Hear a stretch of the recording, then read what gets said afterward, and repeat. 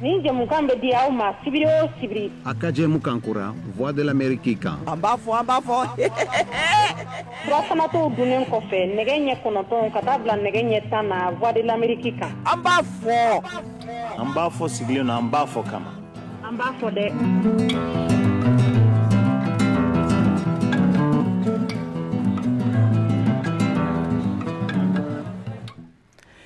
An balimaw aw salamu alaikum a y'aw bisimila Mali kɔnɔ ani Mali kɔ kan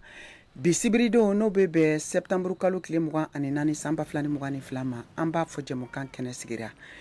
VOA soba kɔnɔ Mariam Traoré ale bɛna baro lase aw ma bi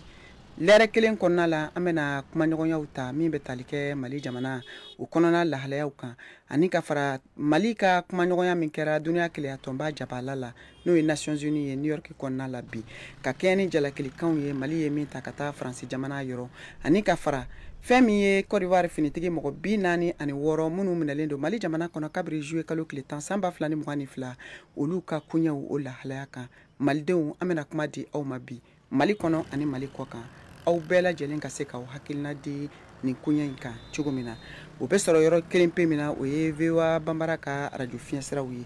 Bamakɔ n'a lamini na aw bɛ se k'an sɔrɔ fiɲɛ turukala 102 o fiɲɛsira kan Ɲorodi Sahel aw b'an sɔrɔ radio Emergence kan 99 ani tomi 6 Bugunikaw b'an sɔrɔ radio Kumase kan 92 ani 2 fiɲɛsira fɛ Yuwaru o ye radio Dunuya ye 101 ani tomi 2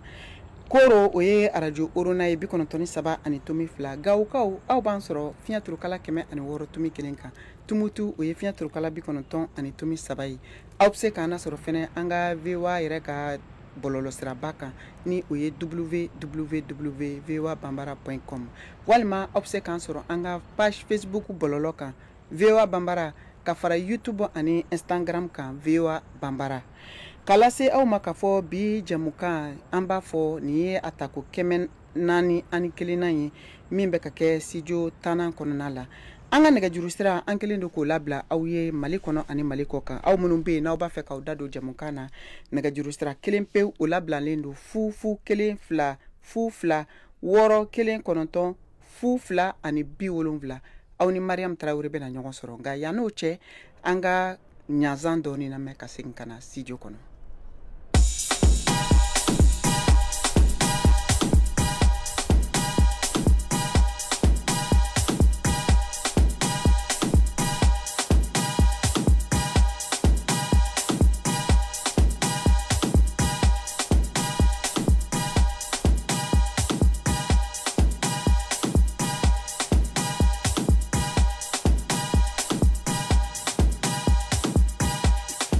An balimaw a y'aw bisimila kuma dɔnnaw ko ten ko tigɛ wɔrɔ ɲɔgɔn kɔ o de b'a fara caya o kama bi anw ni anw VOA soba kɔnɔ yan an bɛna jɛ ka nin tigɛ wɔrɔ ɲɔgɔn fɛ walasa a fara o kana se ka caya k'a lase aw ma k'a fɔ hakililajigila Mali o welelen tun don duniya kelenya tɔnba jabala la n'o ye Nations Unies ye min kɛra u ka san lajare belebele 77 o sen fɛ baara minnu ni olu bɛɛ lajɛlen daminɛna kabiri tɛnɛndon n'o bɛnna septembre kalo tile 19 ma a sen fɛ farafina tilebiyanfanw tɔgɔla jɛkulu CEDEAO ye wele bila farafina jamanaw bɛɛ lajɛlen ma ka na ni Mali ka kunnafoniw ye kɛnɛ kan min sen fɛ jalaki binnen don Mali jamana kan k'a fɔ ko Côte d'Ivoirekaw ka finitigi mɔgɔ 46 minnu minɛlen don Mali jamana kɔnɔ kabiri juillet kalo tile 10 san 2022 ko k'olu labila o nɔgɔni fɛnɛ fɛ Mali jamana ye jalaki bin ka taa Faransi jamana kan k'a fɔ ko kabiri Mali yɛrɛ ka kɛlɛw daminɛna n'o kɛra san 2012 waatiw kana se bi ma ko baara caman kɛra Faransi jamana fɛ dogodogo ni dogo la ka di jadi jɛkulumaw ni jɛkulu maramafɛntigiw ma walasa u ka se ka bin Mali finitigiw kan n'o ye faamaw ye kuma filaw kɔrɔ an ka jɛmukan bɛna tani kan bi aw k'aw hakilina di kɛrɛnkɛrɛnnenya la Mali ka minisiri ɲɛmɔgɔ ni o ye colonel Abdoulaye Maïga ye a ye kumakan minnu kɛ Nations Unies kɔnɔna la bi aw hakilina ye mun ye o kan nɛgɛjuru sira labilalen don nin waati in na a yirala na k'a fɔ Madame Traoré tanti Sali Traoré ka bɔ Ɲamana ale bɛ nɛgɛ kan n'a kulo b'an na an b'a fɔ a ye kan n'u la a k'a bisimila. Sa Mariam Traoré ini wula aw bɛɛ lajɛlen ni ɲantuma. Bisimila. Parce que wagatiw tɛ kelen ye. Vraiment ne kɔni bi nama ne nisɔndiyalen don kosɛbɛ.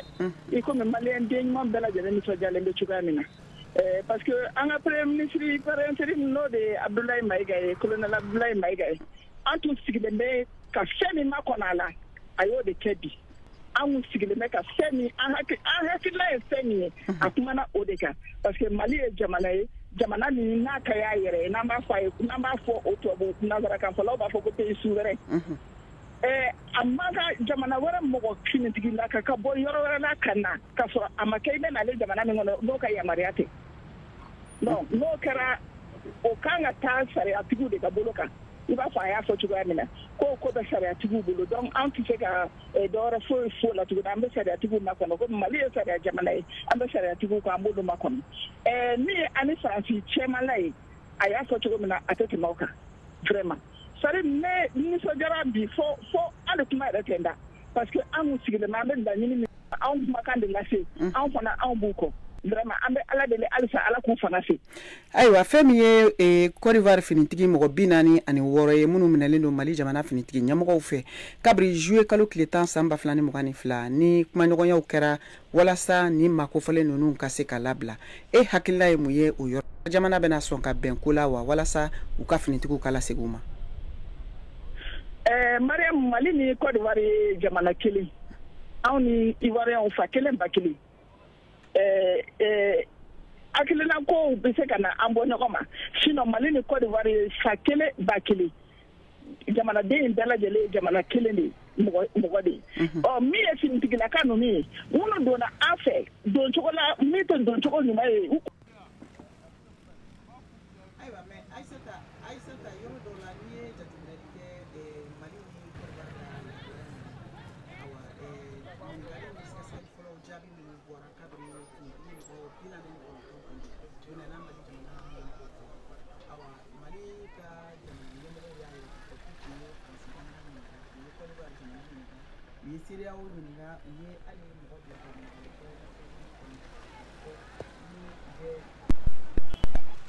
nka sɛgɛsɛgɛli fɔlɔ kun fɔlɔw la a yirala k'a fɔ ko nin bɛɛ lajɛlen bɛnna kan kelen tuma k'a fɔ ko olu ma u lakodɔn wa o tuma na duniya keleyatɔnba Nations Unies ka ca kɔnɔ MINUSMA kɛrɛfɛ awa kana se kunɲɔgɔn daminɛ in ma lajɛrɛ daminɛlen ka se sisan ma a yirala k'a fɔ jalaki la seginna komi bolo seginna kɔ kana Mali ma k'a fɔ ko nin makofɔlen ninnu tu lakodɔnnen don duniya keleyatɔnba ka ca kɔnɔ n'o ye Nations Unies ye Côte d'Ivoire jamana tɔgɔla ka na Mali jamana kɔnɔna la Mali dun y'a yira k'a fɔ ko ordre de mission tun t'u bolo n'o ye gafe ye min b'a yira k'a fɔ k'u tun kan ka na jamana kɔnɔna la ko dɔ la awa kumaw ka taa ka tila k'a lasegin k'a falen a kun kan e bɛ se ka mun faamuya o yɔrɔw la mun de kɛra walima mun tun ye baara jɛ. I ka question diyara n ye kosɛbɛ o jaabi premier ministre Abdoulaye Maïga par intérim a y'a ministre wasa a y'a jaabi fɔ donc bɛna essayer ka résumé di o bɛ mun yira o b'a yira de ko Nations Unies aw ye kuma fɔlɔ fɔ Abdoulaye Maïga ye mun fɔ a ko olu tɛ baara kɛ ni kuma ye ten tɔ ka t'i sigi médiaw la ka kuma olu tɛ baara kɛ ni ils s'en tiennent à lettre mun dira u ma Nations Unies siɲɛ fɔlɔ min na a kɛra Nations Unies ye mun fɔ u m'a fɔ k'u tɛ ninnu reconnu mais o Nations Unies kelen ka tila ka bɔ a fɔ au secrétaire général ka tila ka taa bɔ k'a fɔ ko ce sont des soldats ivoiriens c'est-à-dire ne bɛ fɛ Nations Unies ka an bonya dɔɔni quoi c'est-à-dire Nations Unies kelen ka nin kɛ à travers son secrétaire général Antonio Guterres vient de discréditer davantage les Nations Unies c'est-à-dire a y'a to mɔgɔ bɛ tigɛ u la davantage. Et puis Abdoulaye ye monnaie boana yɔrɔ min na tuguni n tɛ segin o yɔrɔ kan a ka discours la a ko secrétaire général Nations Unies secrétaire général ma Antonio Guterres qui est d'origine portugaise k'a f'a ɲɛna ne ko e ka dugu la dɔw ka taga d'accord premièrement u ma sɔn k'u ka identité réelle yira u ko k'u ye peintre u ye maçon ye u ye nin ye et deuxièmement arme de b'u bolo u bɛ taa ni dugu min na o dugu to o kalama olu ka taga e ka dugu la a ko e ni ala cɛ ni i fɛnnen don i bɛ sɔn wa i tɛ sɔn bɛɛ b'o jaabi dɔn dugu mɔgɔ si tɛ sɔn o ma o jaabi bɛ bɛɛ bolo d'accord donc maintenant le fait que a ye Antonio Guterres a y'a f'a ɲɛna tantôt n'a dara bisu in na il va réfléchir c'est-à-dire a y'a humilier de quoi Et je suis tellement fière aujourd'hui d'être malienne. C'est-à-dire, elle est malienne là pour gagner Katase. Et puis, à ta discours, il y a Iranena, que il y a pas mot. On est fantasme, je vais pas dire ça parce qu'on exploité l'un de nous. C'est-à-dire, en dominant de toujours. Mais, après, il y a un discours, il y a Iranena Bibina, que je peux encore garder espoir. Ne digima tigɛ farafinna ne b'a dɔn wa yɔrɔ dɔ fana n'a ka discours la a ko il y aura des milliers de Assimi Goïta o yɔrɔ diyara ne ye mun na k'a yira n'aw ye fɛn o fɛn kɛ Assimi Goïta la n'a hakili la ko non an sigi quoi o t'an sigi kɔ an ka kɛlɛ ɲa an b'a kɛ f'a da an bɛ tile mun na bi bi in na on est à l'ère du numérique fɛn bɛ fɛn na an tɛ se ka sɔn a ma bilen anw sɛgɛnna an ka richesse ta anw ta ye a y'a fana fɔ yɔrɔ dɔ fana na a y'u ka attention attirer yɔrɔ fana ka mun diyara n ye a ko fana an kɛra jɔn ye an colonisera o de y'a to dugu caman bɛ yen nɔ qui se disent développés aujourd'hui u développera ni jɔnya wari de ye. ayiwa Aissata an bɛ I to nɛgɛ kan dɔɔni n'a ma k'i ma baasi ye to nɛgɛ kan an bɛ na kuma di Abdul Niang ma ale ye kunnafoni sɛnsɛnna ye min fana dɔn ko ba bɛ Mali yɛrɛ ka gɛlɛyaw lahalaya la nin waati in na a fana bɛ nɛgɛ kan an k'ale lamɛn. Abdul Niang ni kulo bana inula anula Mariam somɔgɔw bɛ di mbala tanu kosɛbɛ ayiwa bisimila kuma b'i bolo awa ministre dangan tun bɛ Nations Unies kɔnɔ bi a ye kɔrɔfɔ minnu fɔ hakili la k'a fɔ maliden bɛɛ y'a faamu kosɛbɛ awa bakuruba la e yɛrɛ ye jateminɛli jumɛnw kɛ n'i bɛ se k'o walawala ka di an ma. Premier ministre dimi caman de tun donna Mali la ani kuma bamayɛlɛma caman de kɛra nin ko in kɔnɔ min tun kɛlen bɛ kuru ka ja maliden bɛɛ ŋɔnɔ na bon farafinna jamanadenw fana caman tun bɛ kɔlɔsi la u bɛɛ ye k'a fɔ kuma minnu bɛ ka fɔ Mali ma a jo ko kan a tun kɛra kuru ye bɛɛ dusukun na a bɛ n'a fɔ a ka kuma ye o kuru de ci bi ka bɔ farafinna jamanaden bɛɛ dusukun na n'i yɛlɛla réseau kan i b'a ye k'a fɔ Afrique de bɛ ka couler aujourd'hui ni nin discours in ye bon a ka kuma fɔlɔ adressera ONU secrétaire général yɛrɛ de la Antonio Guterres parce que o taara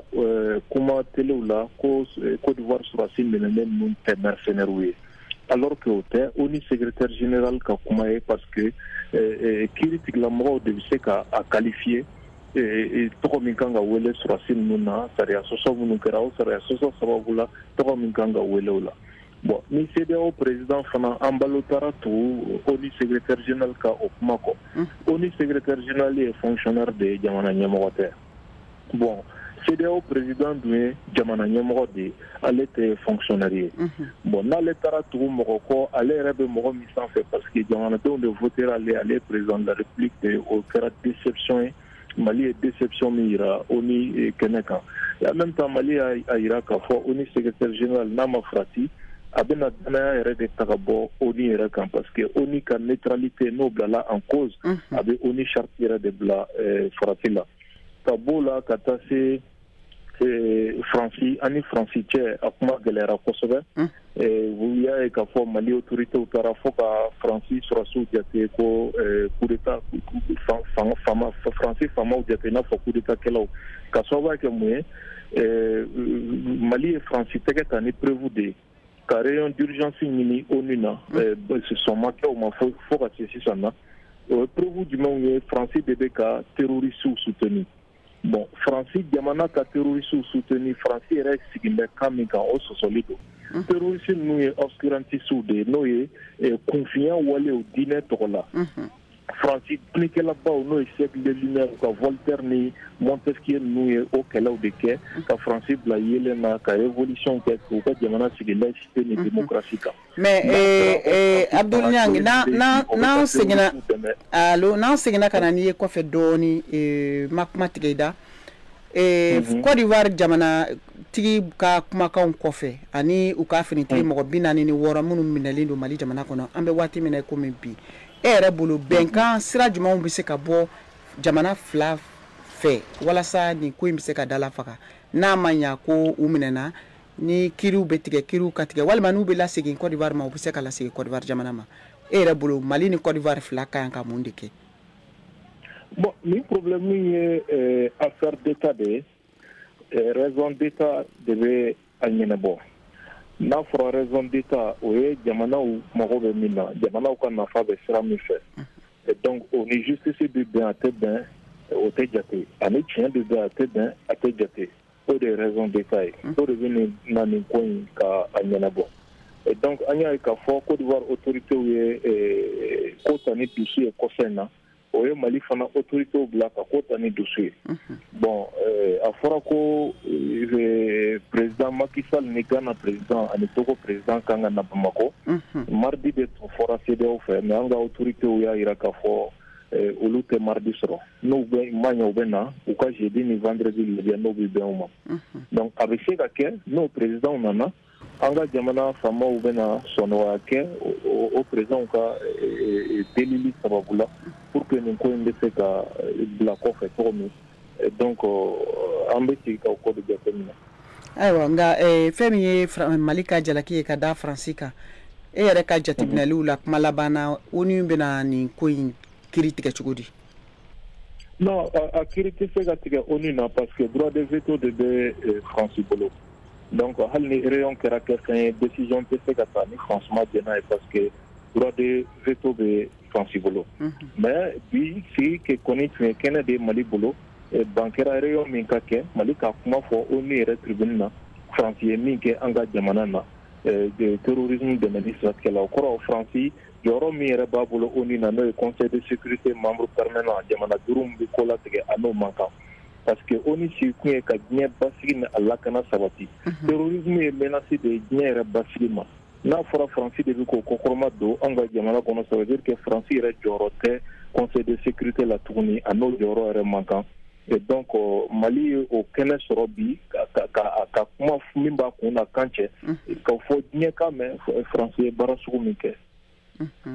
Ni diyara ye ni tun ye Abdul Ɲanga ale ka laseliw ye an ka foli b'i ye kosɛbɛ dan tɛ foli min na ka tɛmɛ ni jɛmukan ye hali bi an b'a lasaw ma k'a fɔ n'aw b'a fɛ k'aw da don jɛmukan na an ka nɛgɛjuru sira labilalen don nanzaraw ka kan na a bɛ fɔ min ma 001 202 619 02 70 Aisha an bɛ segin ka taa ale ma Canada kuma laban min b'a bolo a b'o fɔ an bɛ sɔrɔ ka tɛmɛ ni jɛmukan tɔ ye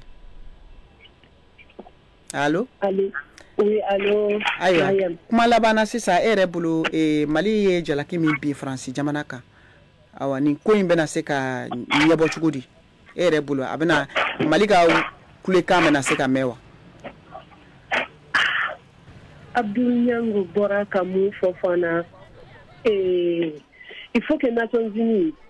an ka kɛlɛ fana kan ka ko o yɔrɔ dɔ ye quoi il faut que un système de gouvernance ka falen droit de veto ko in je l'ai toujours décliné la preuve a filɛ nin sisan droit de veto bɛ Faransi bolo d'accord Faransi binna anw kan droit de veto tɛ anw bolo foyi tɛ anw bolo an bɛ se ka taa an lakasi yɔrɔ jumɛn ko anw bɛ lamɛn mais ninnu dun de bɛ wuli tuguni diɲɛ yɔrɔ bɛɛ k'u bɛ taa démocratie bila yɔrɔ la u bɛ taa droit de l'homme fɛnɛ yɔrɔ la Maliens ka droit de l'homme de bafoué don par la France mais an tɛna se ka foyi kɛ c'est sûr qu'il y aura pas d'issue favorable d'accord donc an bɛ se ka mun kɛ dɔrɔn ka Faransi yira diɲɛ de la à travers médias ni fɛn ninnu mais justice ne sera pas rendue au peuple malien. Pourquoi? Parce que France va bloquer. Mais les Nations Unies ka agissement nous n'a dit, ani CEDEAO nous, dans le CEDEAO est français. D'accord? Pour agissement n'a dit trop. Nous ka agissement n'a dit, vous ka position donc. Donc nous avons la santé, vous savez qu'à faire du mai. Donc ni digila be misenya o yoro do la o da to ne ba fo an fara funyena particulièrement en tiré du nyoma. Kele la ou bien quand on vient pas an fara misenya do ma nyoko ko ni c'est un objectif prioritaire nous ni belebelo yi ni an ni mo bala ko lu défendre an tugu ko an ka se ko o défend parce que an be ka body bola ani an de on fana sini ha ulu bina lafia c'est pas donc sans geleya beno je bana ka geleya ka ta fe mais ou na on de ka ressources ta kata adu were doma on don't to foi pour la on do me kla kata sa jire ka simplement pour que ka saka do nunu ka dula do ka papi indro ne so ka kla ka sabara la ubulu aywa ne diara yin nanga autorité sans hake mun be bo Mali la quoi Malion on est combien de millions d'habitants hali Malion ma barabake c'est-à-dire que on peut vivre dignement dans ce pays et gouvernement asimi nunu bala ko kele ndeke et on est derrière eux aywa ne diara yin Aisha an ka foli bi ye kosɛbɛ oui allo an ka foli bi ye hawa an bɛ kuma di mɔgɔ wɛrɛ ma sisan ni kɔfɛ Mariam Kone ale fɛnɛ bɛ nɛgɛ kan. D'accord. Allo? Allo? Allo? Allo la Mariam. Nse ay somɔgɔw bɛ di? Baasi foyi tɛ. Ayiwa bisimila kuma b'i bolo. Mali kɔni lamɛnna bi Nations Unies kɔnɔ New York. Colonel Abdoulaye Maiga a bɔra ka Mali ka jalakilikanw fɔ ka taa Faransi jamana ma ani kuma da sera fɛnɛ Côte d'Ivoire finitigi mɔgɔ 46 minnu minɛlen don Mali jamana ɲɛmɔgɔw fɛ ni waati in na. Awa e bolo Mali ka ni wulikajɔ ani a ka ni kulekanw a bɛna mɛn diɲɛ fɛ wa Nations Unies yɛrɛ bɛna se ka mun kɛ? La fɔlɔ tuguni halisa ni ye bolo ne n'an ka se ma fɔlɔ an kan ka se bila minnu tɛmɛna Nations Unies tribune kan i b'a fɔ an mɔkɛ Modibo Keyita o ye nin ɲɔgɔn fɔ Nations Unies tribune kan délai la i bɛ ka hali n'a y'a sɔrɔ tubabu ka mɔgɔ kun don a fana de bila ka ni ɲɔgɔn fɔ Nations Unies tribune kan Sugar Maiga an bɛ dugawu de kura ye Ala ka lafiya d'a ma a ye ni ɲɔgɔn fɔ Nations Unies tribune kan n bɛ fɛ ka min fɔ dɔrɔn ni kuma in yɛrɛ n'i y'a jateminɛ a bɛ a to Mali ka bébéya ka yira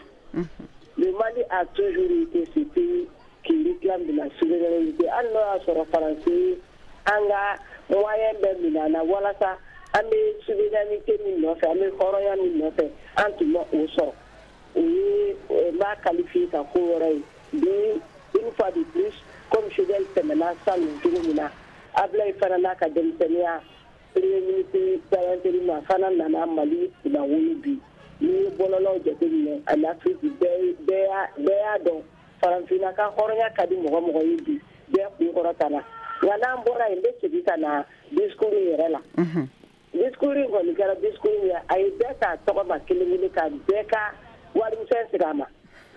Guterres bɔra k'a fɔ ko ninnu tɛ mercenaires ye k'an ka mercenaires lasigi pourtant k'an ka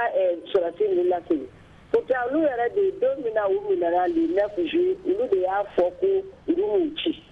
u bɔra k'u ka déclaration kɛ u nana cogo min na u m'u ci charte la charte des droits de l'Africaine la charte des droits de l'Africaine o ye mercenaires défini cogo min na sɔrɔdasi ninnu y'o di exactement parce que u nana sɔrɔdasi jatigikanw don u bɔra dugu min na ka na Alassane Dramane Ouattara ninnu yɛrɛ yanni olu ka bɔ k'a fɔ ko k'a bila san délai ɲininkaliw de kɛra olu ko k'olu m'u ci k'u t'o kɛ u nana Allemagne mun fana tɔgɔ la olu fana ko k'olu ka mɔgɔ tɛ tile fila o kɔfɛ ONU fana bɔra k'a fɔ k'u ka mɔgɔ tɛ donc c'est des mercenaires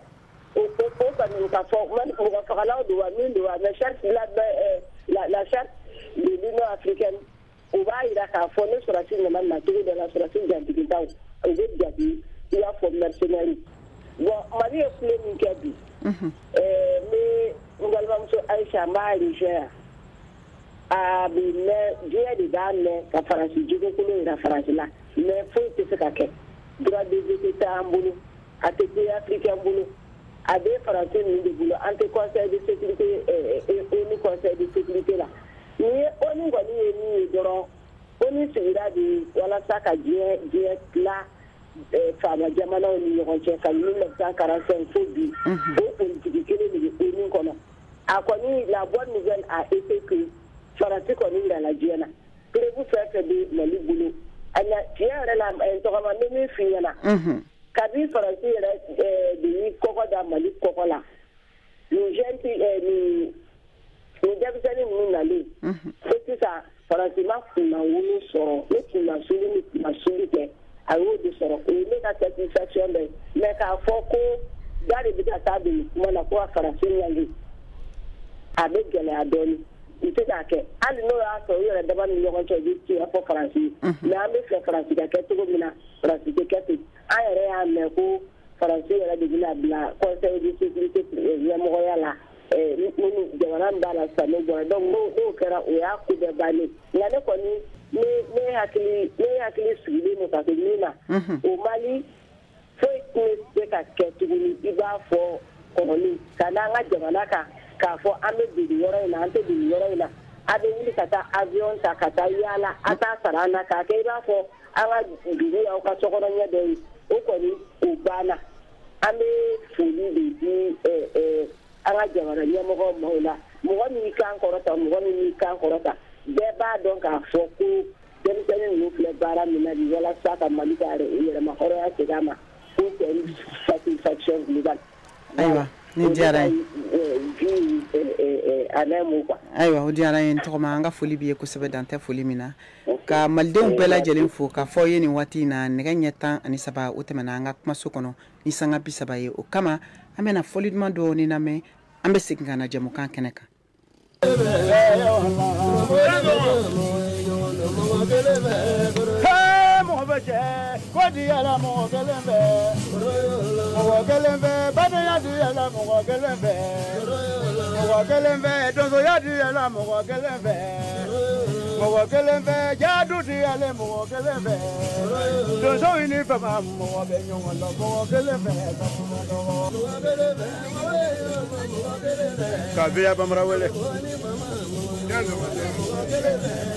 Kadamina itajeni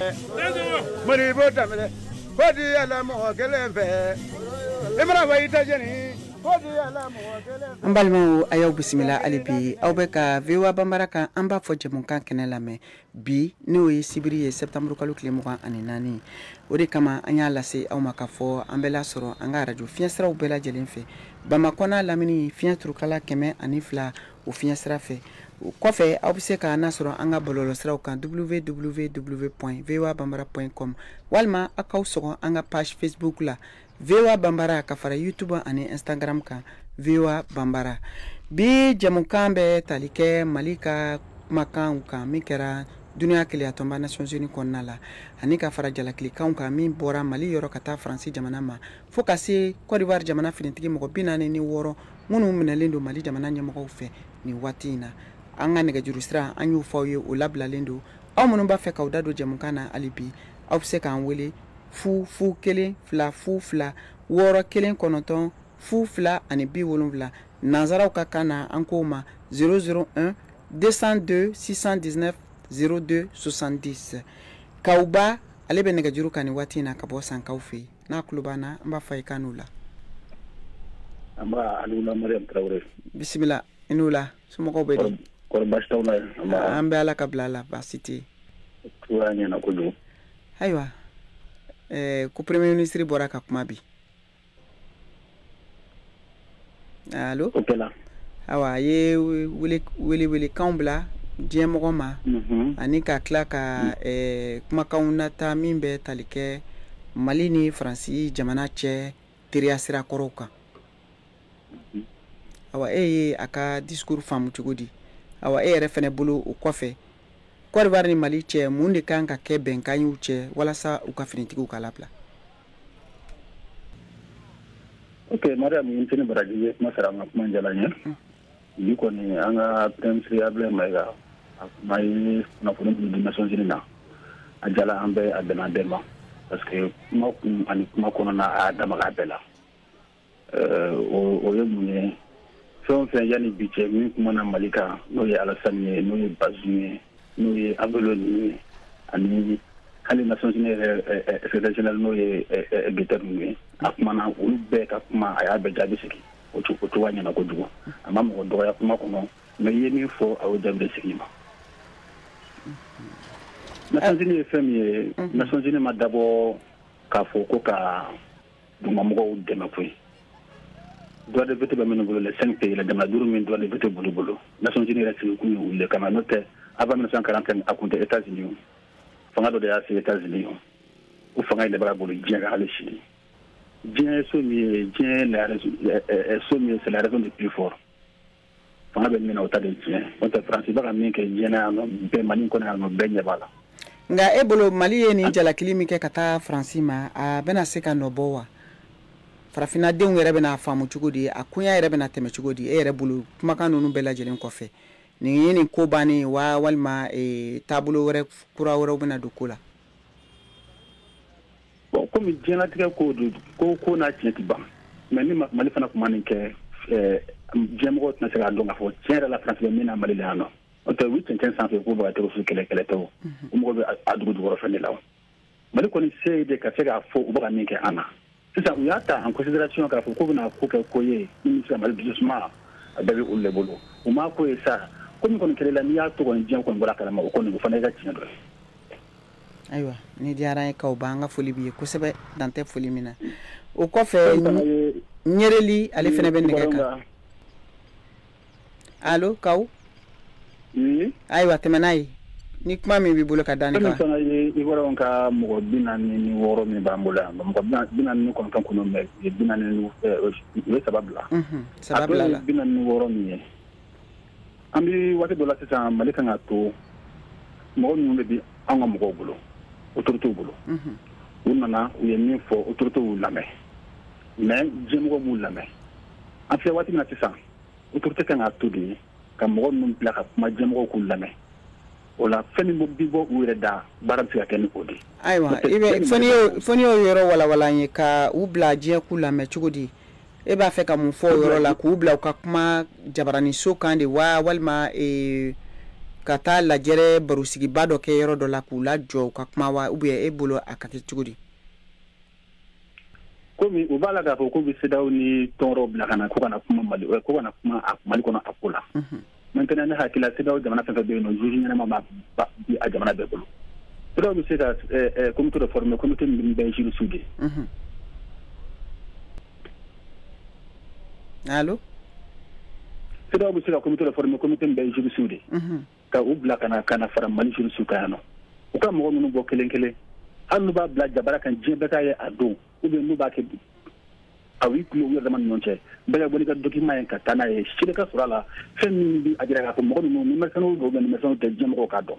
n'o tɛ mali u bolo k'u bɛna lafiya minnu bolo kan cogo min na u tɛna lafiya dɛ bien i n'a sɛnɛni bɛ biɲɛ kan o biɲɛ t'i ye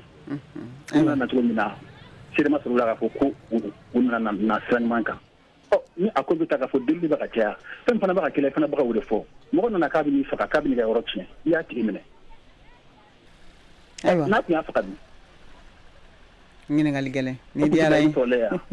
donc sisan a ko ka bɔ dibi la ka da kɛnɛ kan mɔgɔ minnu ye mɔgɔ siya min u ka bila ka kuma jɛnɛ bɛɛ k'a dɔn mɔgɔ siya minnu don ayiwa ni diyara ye kaw an ka foli b'i ye kosɛbɛ dan tɛ foli min na ayiwa kaw ba kɔfɛ an bɛ kuma di ɲereli ma a fana bɛ nɛgɛ kan n'a tulo b'an na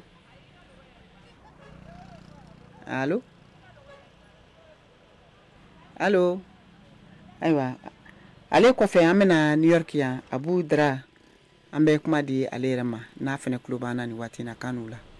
yɛrɛ tiɲɛna Mariam somɔgɔw bɛ di bisimila. alhamdulilayi n'a foli bɛ ani lamɛnnikɛla bɛɛ lajɛlen. ayiwa e bɛ New York e sigilen bɛ yen ko di. awɔ. ayiwa Mali ka kuma lasera ye bi. colonel Abdoulaye Maiga fɛ. ayiwa an y'a ye fana jaw la maliyɛnw caman tun bɛ Nations Unies da la. ayiwa n'i bɛ se ka nanzaraw b'a fɔ min ma ko o décor plantant ye k'a fɔ an ye dugu yɛrɛ tun bɛ cogo di fɔlɔ yan'an ka don discours kɔnɔ.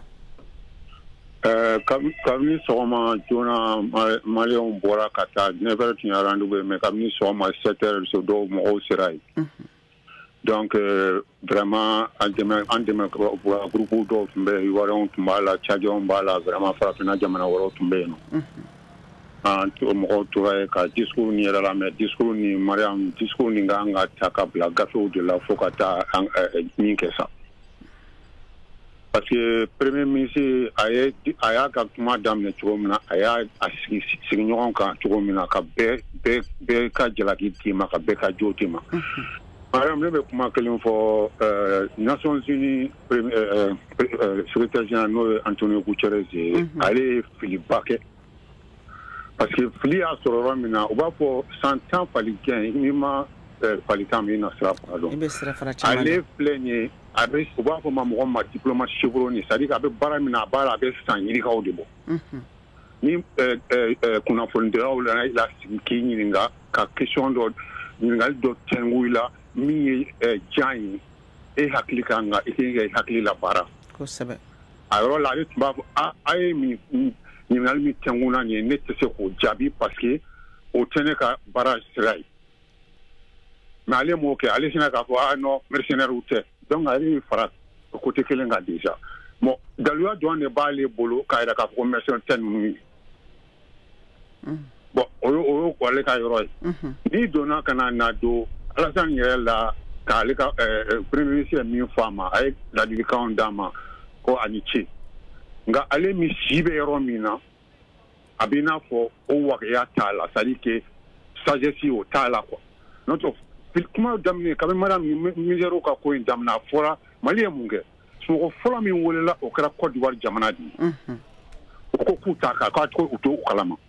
ka bɔ yen ka Nations Unies wele olu ko k'u t'a kalama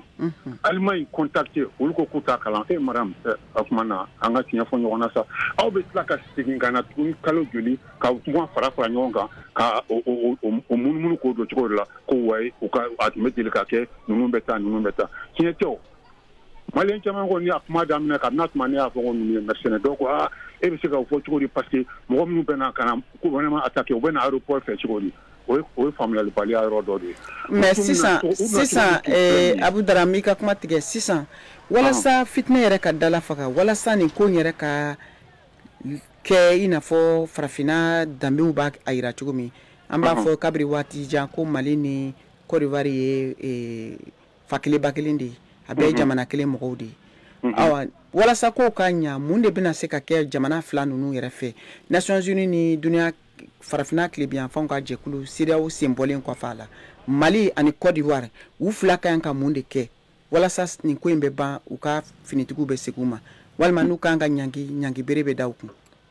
Madame ko ka nɔgɔn a problème ye min ye a bɛ ban cogo min na min yɛrɛ tɛ problème Alassane min filɛ nin ye hali n'a den ɲɔgɔn de ye Assimi ye ale tun bɛ se hali n'a ale yɛrɛ ma na Mali la a ma mɔgɔ bila ka na tun bɛ se hali ka téléphone ta a ma fɔ k'a ka fɔ bɔlɔlɔ ka foyi n dɔgɔ nin fɛn min filɛ nin ye a kɛtuma hali ne tun t'a kalan mɛ a kɛcogo ma bɛn an bɛ yafa ɲini aw fɛ Mariam ko bɛ ban o yɔrɔ la Alassane ye mɔgɔ ye a faɲalen don ale u b'a fɔ tubabukan na il est imbu de sa personnalité ale a faɲalen don a dalen b'a yɛrɛ la donc ale ɲɛna o ye dɔgɔyama de ye ale fan fɛ o dun tɛ dɔgɔyama ye Madame ni ne ye ko kɛ la ka dɔgɔkun filila k'o f'i ɲɛna o ye silamɛya ni adamadenya yɛrɛ taabolo de ye donc il faut avouer être à moitié pardonné tubabuw b'a fɔ ten n'i jɔr'i ka jalaki la an bɛ se ka o yɔrɔ la yafa yɛrɛ bɛ se ka kɛ o y'o kun fɔlɔ ye filanan ye min ye Ivoire ni Malien ko an k'a k'a dɔn k'a fɔ politique mɔgɔw ni ou bien fɛn ninnu bɛ na ka taa filiba min bɛ an ni Côte d'Ivoire cɛ hali ni fili ni galama cira ɲɔgɔn na anw de b'an ku don an worofuran cɛ ko an ka mɔgɔ ka ca Côte d'Ivoire kabini balontanko la anw fitini ka se bi ma an b'o cogo kelen na mais nin na anw ma se o ma o fili bɔra aw fan fɛ ni fili bɔra aw fan fɛ mɔgɔ bɛ na delili la nin minnu bɔra Côte d'Ivoire o minnu bɛ bɔ Mali la o diinɛ kuntigi o u bɛ ka taa ni sira min o taa sira a taa cogo ye min ye kojugu kɛ a ye kumaw fɛ k'a fɔ a ka yafa deli a bɛ sɔrɔ ka na min ye kojugu kɛra min na a bɛ n'o fɛ o de kɛlɛ in bɛ ban ko in bɛ ban o problème de la et puis n bɛ kuma yɔrɔ laban kɛ min ye ni fɛn donna sariya ka bolo kan a tɛ se k'a fɔ Assimi yɛrɛ tɛ se k'a fɔ sisan k'a bɛ ninnu bila ten u bɛ se ka kiiri de bɛ tigɛ hali n'a kɛra kiiri teliman ye maintenant ale bɛ se k'a fɔ grâce présidentielle o bɛ kɛ n'o ye ka jamana di k'o bila an tɛ jamana wɛrɛ taa ɲɔgɔn kɛ k'an ka justice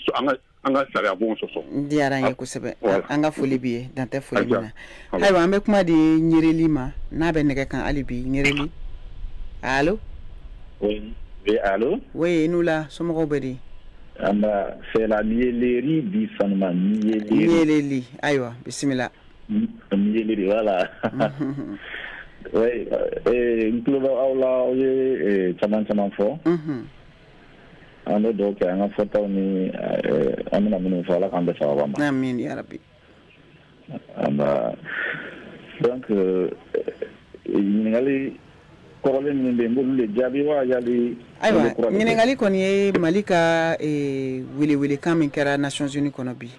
ani ka fara Côte d'Ivoire finitigi mɔgɔ 46 minnu bɛ Mali jamana kɔnɔ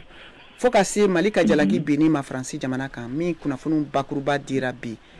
ministre dangan fɛ ni o ye colonel Abdoulaye Maïga ye ayiwa ka discours kɔnɔna la e ye mun tɔmɔ e ye mun faamu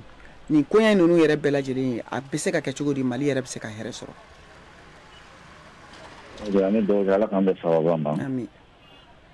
an ka ministre ɲɛma n'o ye Abdoulaye Maïga ye a bɔra ka intervention min kɛ bi tribune sanfɛ vraiment ne b'a fɔ ko a ɲɛna kosɛbɛ fɛn o fɛn bɛ yen nin nɔ ayiwa ko bɛ Mali yɛrɛ concerné a bɛ diɲɛ bɛɛ lajɛlen concerné a da tora a couche bɛɛ lajɛlen kelen kelenna na n'o dɔ ye basigibaliya y'an fɛ yan ani ayiwa an sigiɲɔgɔn jamana minnu bɛ yen n'o dɔ ye Côte d'Ivoire ye n'o dɔ ye Niger ye olu yɛrɛ jamana ɲɛmaaw fana bɛ ayiwa baara minnu na ka Mali yɛrɛ jamana sɛgɛrɛ a ye dɔɔni fɔ a ye fɛn caman na en même en tout cas ne bɛ appréciation min di a ka fɛn ma a ɲɛna a ka bi kuma ɲɛna kosɛbɛ a taara ne dimi sira fɛ min bɛ ce qui concerne ni Mali ni Côte d'Ivoire ni u ka 49 soldats min nana ni saba bilala a la a tɔ min bɛ yen ne bɛ se ka min fɔ a la c'est-à-dire jamana ni jamana cɛ surtout jamana n'a sigiɲɔgɔn jamana cɛ olu minnu bɛ a ko kunna olu de b'a ko a sokɔnɔ ɲɛ dɔn anw kɔni anw bɛ kɔfɛ anw tɛ caman dɔn a la mais n'a bɛ se ka dilancogo la nɔgɔya ka don a la ne ka laɲini ye o ye a ko kɔni gɛlɛman kɔni o tɛ ne fɛla ye ayiwa nɔgɔya bɛ se ka na sira o sira fɛ walasa ayiwa ninnu bɛ se ka u bila Côte d'Ivoire ka ayiwa nɔgɔya don ale yɛrɛ ka ko la Mali fana ka nɔgɔya don a ka ko la o bɛɛ ka se k'i yɛrɛ sɔrɔ an ka adamadenya kɔrɔlen an ka tɛmɛ n'o ɲuman ye o kɔni ka di ne ye kosɛbɛ ayiwa mais ne kɔni fana b'a dɔn n'i y'an ka mɔgɔw bamaleya ma ayiwa u kɔni u fana b'o fɛn dɔ laɲini la an bɛ dugawu kɛ laɲini ninnu ala ka bɛɛ kɛ laɲini sɛbɛlama ye ala ka bɛɛ kɛ laɲini ye min bɛ ɲɛ jamana ma ami ala ka dugawu minɛ n diyara n ye an ka foli b'i ye awa Jigi Sidibe ale fana bɛ nɛgɛ kan n'a tulo b'an na an b'a fɔ a ye kan'u la Amanula somɔgɔw bɛ di i Sidibe tɔɔrɔ foyi tɛ yen awa kuma y'i ta ye d'accord weleli diyara n ye kosɛbɛ n b'a fɔ ka aw bɛɛ lajɛlen waleɲuman dɔn an kɔni ka hakilina tɛ dɔrɔn nin ko in na i b'a dɔn Mali ministre ɲɛmɔgɔ taara kuma mun fɔ nin bɛ maliyɛn bɛɛ lajɛlen dusukun na tɔrɔsi maliyɛn bɛɛ lajɛlen bɛ nin tɛgɛrɛ fɔ nin ko in na parce que fɛn fɛn bɛ an kunna an kan cɛ a taara o de fɔ nin cogo in na donc kumaw cayara fan caman fɛ Niger b'a ta fɔ CEDEAO ɲɛmɔgɔ b'u ta fɔ bon hali Alasani yɛrɛ ale bɛ ka kuma caman fɔ kuma minnu bɛ taa vraiment fɛn dɔw contre la donc ni an ye tribune sɔrɔ nin cogo in na ale kɔni bɛ fɛn fɛn fɔ militaire maliyɛnw jimi sira fɛ sincèrement an kɔni bɛ yɔrɔ min na bi bi in na maliyɛnw bɛɛ kunna welelen don parce que Mali mɛnna gɛlɛya kɔnɔ Mali ka gɛlɛya tɛ ka se ka nɔgɔya a dɛmɛbagaw fɛ fo u bɛ ka Mali tɔ tuguni donc an bɛ o bɛɛ ye nin discours kɔnɔna na en même temps n'an ko k'an b'an da don sɔrɔsiw fana bɛ bolola Mali kɔnɔ nin wagati in na n'a kɛra mɔgɔ o mɔgɔ la a t'i bɛn donc k'a fɔ k'i bɛ jamana fila ni ɲɔgɔn cɛ problème ta ka t'o kɛ international je pense que u y'o fana de dénoncer entre deux peuples ni problème bɛ se ka résoudre an ni ɲɔgɔn cɛ mais k'a fɔ k'i b'a ta k'a kɛ ni politique kɛlɛ wɛrɛ ye au plan international je pense que a y'o fana dénoncer et nous anw kɔni bi a ka avis partagé kosɛbɛ nin ko in na mais an b'a jigiya toujours k'a fɔ ko dialogue de bɛna kɛ sababu ye ka ni problème nɔgɔya Mali ni Côte d'Ivoire ni ɲɔgɔn cɛ président Seni ale min ye chef suprême de la magistrature ye donc hali sini seba ye cogo bɛɛ la ka mɔgɔ ninnu bila ka sɔrɔ a ma kɛ ni ɲɔgɔn sama ye diɲɛ bɔnnakun kan donc an yɛrɛ b'o layɛ n'a fɛ kosɛbɛ a ka se ka a ko nɔgɔya donc ni an hakilina ye ko in na ne diyara n ye kosɛbɛ an ka foli b'i ye dan tɛ foli min na ayiwa ka tɛmɛ ni jɛmukan ye an bɛ segin ka na Abdul Niang ma awa ale ye kunnafoni sɛnsɛnna ye a b'an bolo nɛgɛ kan yanni an k'a labila an b'a fɛ a k'a ka hakilina labanw n'a ka kumakan labanw lase ayiwa mara ne kɔni bolo maliyɛnw bɛ wuli k'u cɛsiri de bamananw b'a fɔ ko dugutigi den bugɔ ni sigi tɛ bɛn kosɛbɛ bon ni mɔgɔ min ye dugutigi den yɛrɛ faga siɲɛ kelen yɔrɔ hali sɔsɔrɔli bɛnnen tɛ e la kuma tɛ sigili ma faransi kɛlɛli kɔlɔlɔbaw de b'a la parce que u bɛ fɛɛrɛ sugu bɛɛ kɛ pour que i bɛ se ka nimisa i ye yɛrɛma hɔrɔnya ŋaniya min a n'a fari min da i bɛ nimisa o la cogo min bon tubabu tɛ se ka foyi kɛ n'a ma a sinsin jamana yɛrɛ kɔnɔna den dɔw kan bon o bɛ cikan fila de lase malidenw ma a cikan fɔlɔ o bɛ lase jamana faamaw de ma olu de kan ka fɛɛrɛ kɛ pour que jamanadenw u kana waleya kɛ waleya min bɛ jamanadenw dusu ma ɲɔgɔn na u kana waleya kɛ tɔɲɔni na min bɛ jamanaden dusu kasi k'a fɔ k'a bɛ tajuru sara boloda ka ɲɛsin fanga ma parce que a bɛ fɔ n'i y'a ye basa donna kogo la kogo de pɛrɛnna donc fanga yɛrɛ man kan ka kɛ sababu ye ka kogo pɛrɛn fanga ka kan ka kɛ sababu ye ka maliyɛnw de kala ɲɔgɔn na i n'a fɔ premier ministre intérimaire y'a fɔ cogo min ko opposant tɛ transition maliyɛn minnu bɛ ka transition critiquer ale b'u jate mɔgɔw de don minnu dalen tɛ transition famaw la ale ka rôle ye ka fɛɛrɛ sigi sen kan pour que u bɛ se ka da transition famaw la cogo min o ye hakilina ɲuman ye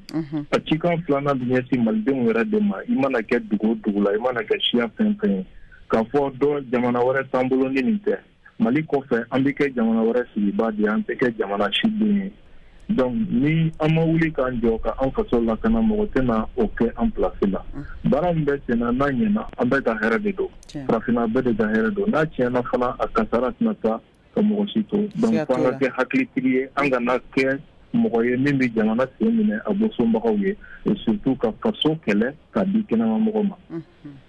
nin diyara n ye kosɛbɛ an ka foli bɛ ye dan tɛ foli min na ala k'an bɛn a ɲɔgɔn wɛrɛ ma ayiwa sisan abdulɲan kɔfɛ Mamadou Ben Jabate ale bɛ nɛgɛ kan allo oui Mariam inula bisimila somɔgɔw bɛ di tɔɔrɔ t'u la an bɛ ala tanu aw yɛrɛ dun tɔɔrɔ si yan ayiwa donc n b'i fo k'i ka lamɛnjama bɛɛ lajɛlen fo o diyara n ye n ye kumaw lamɛn n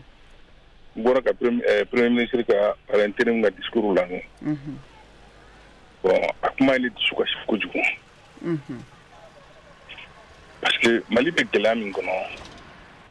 ka tila ka wuli k'i ta kɛ mɔgɔw ka président n'u ka président de min ye min ye t'o nafa la quoi ne hakili la an kan k'an bolo sama bɛɛ de nɔfɛ pour que an ka jamana in bɔ nin gɛlɛya nin kɔnɔ mais hali bi an bɛ k'an ka jamana bila gɛlɛya de kɔnɔ ni mɔgɔ mɔgɔ bɛ mali kibaruya kalama bi ko n'i y'i tugu dɛ sinon i b'a dɔn k'a fɔ Menaka ça va pas Gao ça va pas Nord fan bɛɛ minɛlen don bi nin tɛ foyi dogolen ye mɔgɔ si la tuguni fulaw ni dɔngɔnɔw bɛ ɲɔgɔn na fulaw ni a ko ka ca ma mais an tɛ k'an ɲɛsin o problème ma an bɛ k'an ɲɛsin don o don faransi y'a kɛ tan don o don CEDEAO y'a kɛ tan don o don nin y'a kɛ tan mais Mariam finalement nafa jumɛn de b'o la de ne bɛ n yɛrɛ ɲininka a la kuma o kuma nafa jumɛn nin bɛ nin na awa e bolo premier ministre ka kumaw kun kan ka ta mun kan n'a ma ɲa k'a fɔ ko a tun welelen don kɛnɛ kan awa kumakan bakuruba minnu fana tun bɛ Nations Unies kɔnɔ o dɔ de tun bɛ tali kɛ Mali ani Faransi cɛ gɛlɛyaw kan Mali yɛrɛ ka jamana lakanali ko kan ani ka fara Côte d'Ivoire jamanaden finitigi mɔgɔ 46 minnu minɛlen don Mali jamana kɔnɔ olu tun ye u ka kumakan la kumababa dɔw ye ni barosigi in kɔnɔ Nations Unies kɔnɔ e bolo Abdoulaye tun kan ka kumaw ta ka taa fan jumɛnw fɛ walasa ka se ka faamu kuma ta diɲɛmaa bɛ se k'i dɛmɛ cogo min na diɲɛmaa bɛ problème min bɛ yen diɲɛmɔgɔ bɛ se k'o dɔn cogo min Mali ni Côte d'Ivoire ka problème min filɛ nin ye 46 min filɛ maliyɛnw bolo moi du fond de mon cœur ne bɛ Alassane de remercier quoi parce que hali bi a tɛ ka kuma fɔ min bɛ se a ka jamana kɔnɔdenw na muruti ka bila maliyɛnw na Côte d'Ivoire o de ka gɛlɛn ne ma n'a tɔ bɛɛ ye donc nin 46 nin e ko ko mercenaire don a ko non ne ka surasiw don Nations Unies ko ne ka mercenaire tɛ diɲɛ bɛɛ ko mercenaire tɛ nka Nations Unies i ka kuma latigɛ tɛ Nations Unies tun ko fɔlɔ kumaw daminɛ la k'a fɔ k'olu t'u dɔn Mali finitigiw Mali ka jamana ɲɛmɔgɔw fana ko k'u tun ye Côte d'Ivoire ɲininka fɔlɔ u fana ko k'u m'u dɔn mɔgɔ minnu don Allemagne ɲininkara ko Allemagne ko k'u t'u dɔn non ka segin k'a fɔ sisan ko mercenaire don ne hakili la o ye denkura ye goyɔ la o bilala la sisan lajɛrɛ senfɛ de tari e ko cogo de la ne bɛ min dɔn Nations Unies ye kuma min fɔ parce que mɔgɔ bɛ i bɛ fɛ ka kuma min mɛn o de mɛn Nations Unies ko olu ka mɔgɔ tɛ u mana olu den t'u la directement mais Nations Unies ka charte in na MINUSMA ka fɛn nin na Allemagne par exemple le sonia du 12 mai l'automne au modi kumbeka a baranike mais au madia au kabaro ma almondia mais kodi almon bc a droit bulu ka tuwere molanda binde se ko baraki est-ce qu'il y a fond donc à lier tout là directement mais parce que kaba damene almon ya fodé moi aussi tu sais pourquoi almon m'a beaucoup tout kalama 1 de 2 mais Mariam ngoni ku 8e fois di ou comme ministre na Côte d'Ivoire à peu près 1000 personnes là-bas. Mais ne mami famille Jabati oui. Ni mo bina ni ko nunu mine na kasoro Côte d'Ivoire ka finitigi wero be Mali jabana kone hakilla ni ma fili olu be gawo. Awo. Kodi. Awo. O mais muna danfara yera ni munu mine na ani olu che. Bari Mali ya ira ka foko gafe ma iru bulo. Ango me ma ordre de mission ko tuntu bulo. Non o ka baro te clignon. Nous nana allemand de nous a traité et à traité New York dit Ivoiriens y tout maçon follow les Ivoiriens n'étaient même pas d'accord que ces lois là parce que comme Mali gouvernement a côté pour Japo c'est quoi donc au maçon mais on est ministre nous nana ministre directement on nous décliner donc il faut qu'il y ait la différence que bon on a et puis Mariam nous à la scène même Mali déstabilisé avec mon ennemi. Pourquoi nous on voit du mal partout? Partout. Dieu m'obé, madame, partout dans le monde, où c'est que tu dis? Mais on a quand même de l'eau dans nos vins. On a essayé ça, on a dit, parce que nous ne pouvons pas couler ce que nous ne pouvons pas mais nous ne pouvons pas là. Fallait que le nord là, c'est derrière temps. Il va t'habiller comme moi, faut t'affronter. Jamana mina simu ka se degré ma ni ba dabi be ni ba do ibi mo mo futafo ni aye France be ka plan de évacuation là be rien pour la be ku fede ou yebe ko do na tola et François Hollande a dit récemment ako mimbe Mali dala en 2012 a bé à peu près la même situation ayo donc anga sawali kata fo kata drone pour que le peuple galvanisé, que faudront ni connu et français dans français mais qu'est-ce que ça va nous servir? Aywa ni diarayi anga foli biye anga sabali anga ise anga jamana be label tanchudi ana ndiki ke rushui maintenant rushu la di obega mingi rushu la rushu be kuira nyingi aywa ni diarayi ko sebe jabati anga foli biye ambe anga jamana mo to la je anga iveron kam gon non bla ati fuinya ani ay non bla la oui fa sebe ka don ya sebe donc ba c'est bon comme ça aywa anga foli biye ambe kuma di mo vraiment wati kurunindo ijabati Muhammadu Temeli ale fene be nekeka na klubana ante anula bismillah dakuru ya damadola wati kuruna effectivement wakati banendo angoni anta émission jade bi anga premier ministre en émission jalendo o la kosbe donc o kun konna la ka yiru la ka foko malien bu ko anjole lu kokoro voilà o do ko mi wakati selendo kosbe donc ko la te bela jelema na la sona ma diara kosbe ka ni malien fe beta ke kelenye na kera kono kuluye donc am se ga no bokola anga to anga nyamo ko buga bara munu ga ambela jele nyabala buga tetiri munu ga ambela jele nyabala donc o kum konna la anga continue voin fe aywa ni diara ko sebe foli diara ya ere ka foli biye ambalma wanga foli bawiye ka haketo nyini au fe munu chama tumbe ka du ne ka ni o maseka la soroli ke je mukan konna la ni ala tonama sibiri nato awni Mohamed Touré be ñogon soro bi jamukan labena senu mo keta fe kala se aw ma Mariam Traoré fe anga foli ni tanuni ba kelengelen bela jelen amba fo jamukan keneka ka fo ye ko ala ka sibiri wera ira awni awna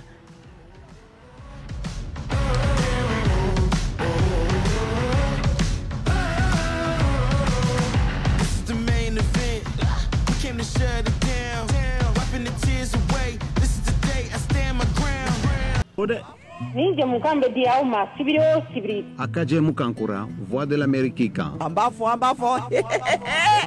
Surafana t'o dunnen kɔfɛ nɛgɛ ɲɛ 9 ka taa bila nɛgɛ ɲɛ 10 na Voix de l'Amérique kan. An b'a fɔ. An b'a fɔ sigilen na an b'a fɔ kama. An b'a fɔ dɛ.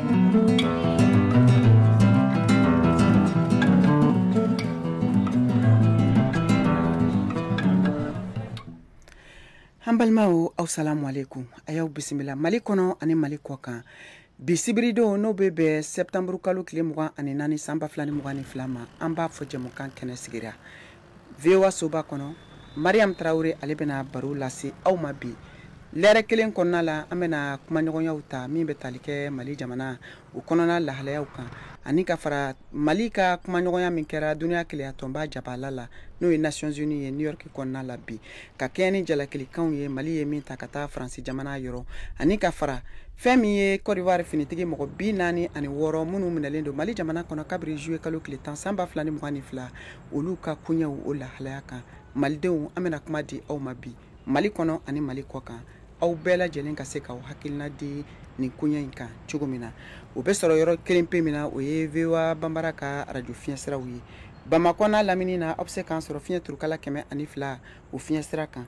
Ɲorodi Sahel aw b'an sɔrɔ radio Emergence kan 99 ani tomi 6 Bugunikaw b'an sɔrɔ radio Kumase kan 92 fiɲɛsira fɛ Yuwaru o ye radio Dunuya ye 101 ani tomi 2